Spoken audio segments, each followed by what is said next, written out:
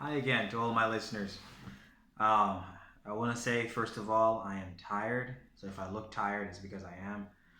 Um, so far, today has been really hard at work.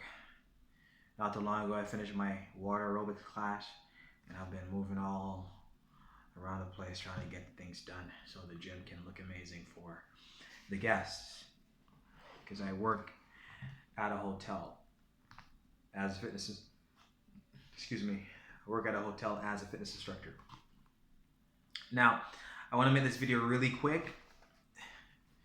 This video is going to be answering the question, does God cause all things, including the sinful actions of men?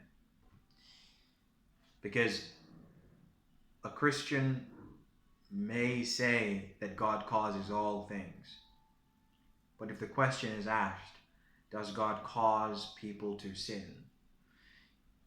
They will say, without even thinking about it first, no, God does not. I'm going to be answering that question, and hopefully you will be humble and change your view if you are on either side of this issue. If you believe that God does cause all things to happen, then I would say I agree with you. If you say that God does not cause all things to happen, I hope that you change your mind after this particular video. Now, give me a sec. I have to have some coffee to stay up. I'm going to be reading from the Westminster Confession of Faith under providence. Under providence. Because providence is one of the doctrines that are taught in Scripture.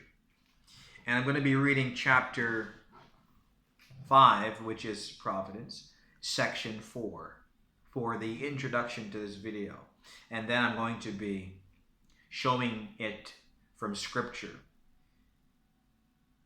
And it reads, "The almighty power and unsearchable wisdom and infinite goodness of God so far manifest themselves in his providence that it extends itself even to the first fall and all other sins of angels and men, and that not by a bare permission, but such as has joined with it a most wise and powerful bounding, and otherwise ordering and governing of them in a manifold dispensation to his own holy ends. Yet so, as the sinfulness thereof proceedeth only from the creature, and not from God, who, being most holy and righteous, neither is nor can be the author or approver of sin." Now that section in the Westminster Confession of Faith is something that Christians believe. If you don't believe that, then maybe you're not a Christian. I'm going to put that out there right now because that is a biblical doctrine that I'm going to be showing in a few minutes. Now, I want to tell you something.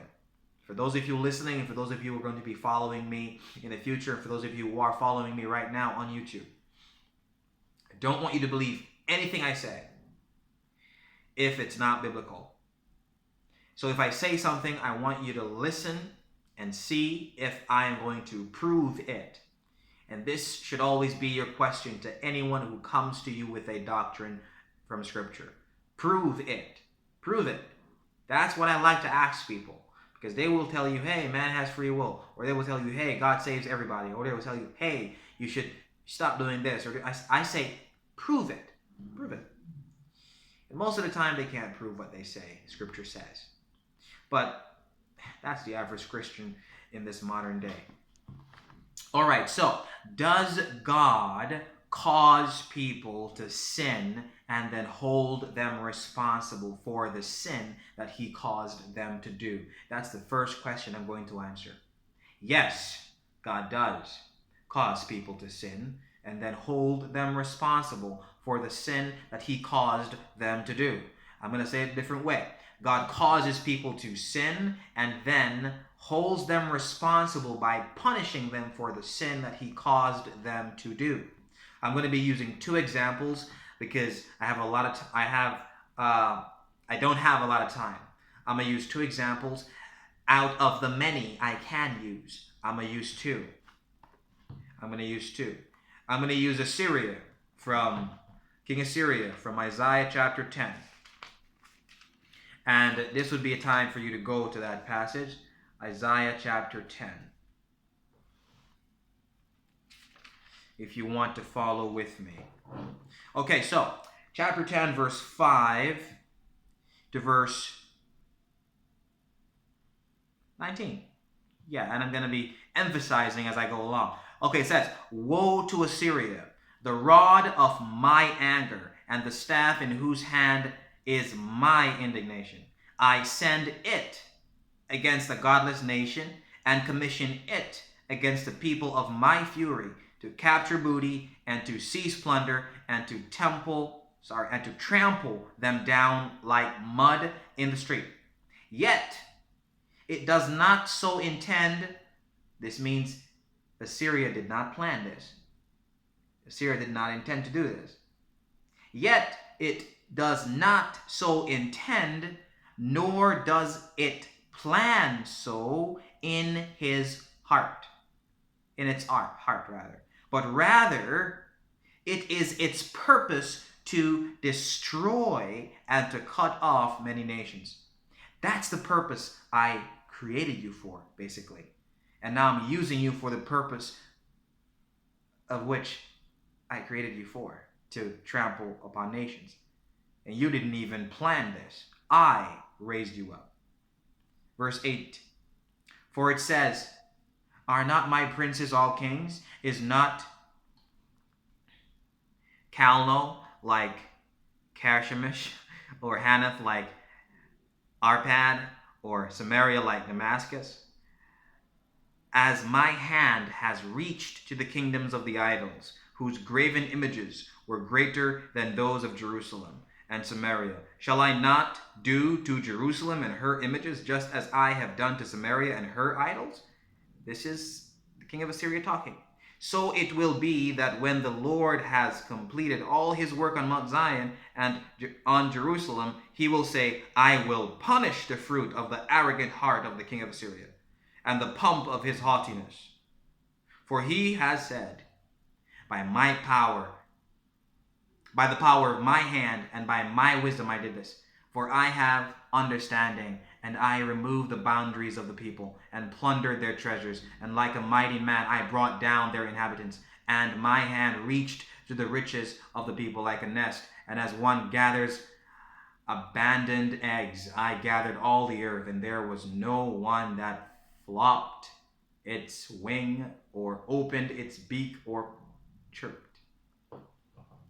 So God uses Assyria to punish a godless nation, and then punishes Assyria for doing the sin that he caused Assyria to do. And let's finish this chapter. It says, is the axe to boast itself over the one who chops with it? Is the saw to exalt itself over the one who wields it? That would be like a club wielding those who lift it, or like a rod lifting him who is not wood. Therefore the Lord, the God of hosts, will send a wasting disease among his stout warriors, and under his glory a fire will be kindled like a burning flame, and the light of Israel will become a fire, and his Holy One a flame, and it will burn and devour his horns and his briars in a single day. And he will destroy the glory of his forests and of his fruitful garden, both soul and body, and it will be as when a sick man wastes away. And the rest of the trees of his forest will be so small in number that a child could write them down. God is going to do these things to Assyria, who he caused to sin. He's going to punish Assyria for the sin that he caused Assyria to do. God causes people to sin and then holds them responsible for the sin that they committed, for the sin that he specifically caused them to do. I'm going to use one more example. As I said before, there are many examples I could use, but I'm only going to use two and then close this video off with, does God cause people to obey him? The same way he causes people to disobey him, does he cause people to obey him? Now, the second passage I'm going to go to is 2 Samuel chapter 24. 2 Samuel chapter 24. You can go there if you'd like as well. Now, 2 Samuel chapter 24, verse 1, it says, "Now, again, the anger of the Lord burned against Israel, and it incited David against them to say, 'Go, number Israel and Judah.'" Now, I want you to know something, because you're going to have to read this chapter. That was a sin that David did when he counted Israel. That's a sin that God caused him to do. And then God punishes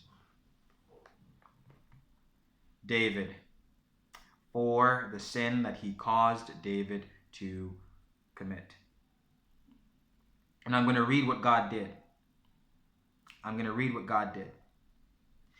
Verse 15 following.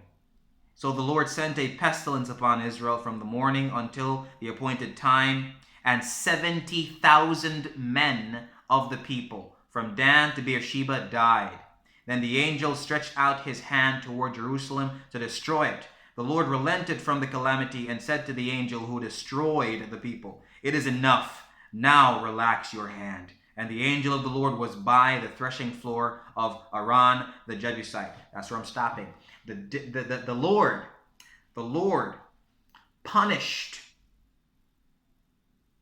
David by letting him watch his people die for the sin that he caused David to do. That's biblical. God causes all things to happen, even the sinful actions of people. Those are the two examples I'm using. As I said, I could use many more, but I'm going to close it off with, does God cause people to obey him?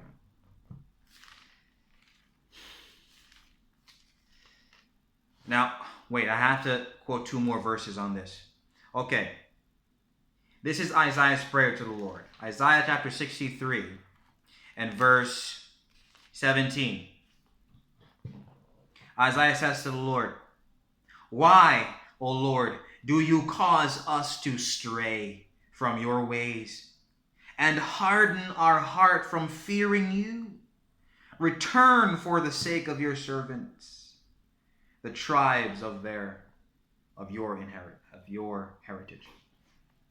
God causes people to stray and causes people to sin by hardening their hearts from fearing him? Yes, that's what the scripture says.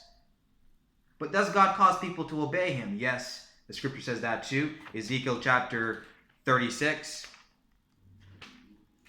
Ezekiel chapter 36, verse 25 to verse 27. "Then I will sprinkle clean water on you, and you will be clean. I will cleanse you from all your filthiness and from all your ways. Moreover, I will give you a new heart and put a new spirit within you, and I will remove the heart of stone from your flesh and give you a heart of flesh. I will put my spirit within you and cause you to walk in my laws, and you will be careful to observe my commandments." God causes people to disobey and then punishes them for their disobedience. And God causes people to obey and rewards them for their obedience. God is in absolute control. I want you to know that. It is biblical. Everything that happens in the universe, there is not one dust particle that is in rebellion to God. He controls everything to fulfill his holy and righteous ends. Okay, but the question will be asked. If God causes people to sin, why does he still hold them responsible for the sins that he causes them to do? That's a question, and that is an honest question. Excuse me. That is an honest question. And someone actually asked that question in the Bible, Romans chapter 9. But I'm gonna bring this out because I don't have much time. I have to keep this video around 15, 16 minutes. Okay. So Pharaoh, and you read Exodus, you'll see that multiple times God hardened the heart of Pharaoh. In verse 17, verse 16 and following, I'm sorry, gotta start from verse 14. We got to. Chapter 9 of Romans. What shall we say then? There is no injustice with God, is there? May genital, may it never be. The strongest negative in the Greek language. For he says to Moses, I will have mercy on whom I have mercy, and I will have compassion on whom I have compassion. Verse 16. So then, it does not depend on the man who wills or the man who runs, but on God who has mercy. That's talking about salvation, but we're not going to get there yet. We're not going to talk about that today. For the scripture says, verse 17, to Pharaoh, for this very purpose I raised you up. This is the reason you were born. For the very purpose I raised you up, to demonstrate my power in you, and that my name might be proclaimed throughout the whole earth. I raised you up. I caused you to sin by hardening your heart, and I punished you for it, so that my name will be proclaimed throughout all the earth. Verse 18, so then, he has mercy on whom he desires, and he hardens whom he desires. This is the big question. If God is the one who causes people to sin, this is the big question. It follows in verse 19. This is the question. You will say to me then, why does he still find fault? For who resists his will? This is the answer to that question. Verse 20. On the contrary, who are you, O man, who answers back to God? The thing molded will not say to the molder, why did you make me like this, will it?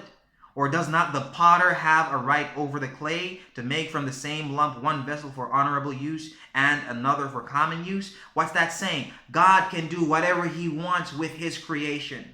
He's the creator. You are the creature. I'm the creature. He does whatever he wants with us. He does what he wants, when he wants, how he wants, whenever he wants, to whoever he wants. I mean, I could go on. That's the ugly truth of Scripture, and people don't want to accept it. But guess what? This is the God of Scripture. This is the God of the Bible. You cannot believe in this God unless he causes you to believe in him. You have to be humble, and you have to be made humble by this God to believe in him. And if you don't believe in this God, the God you believe in does not exist. That's the ugly truth. You can accept it or you can reject it. But please check the references. Always fact check me. Always fact check me. And don't believe what I say unless it's biblical. Thank you for listening. I hope that you learned something, and I hope that you will check the references. I'm going to drink some coffee and get back to my reading. God bless you. Have a good day.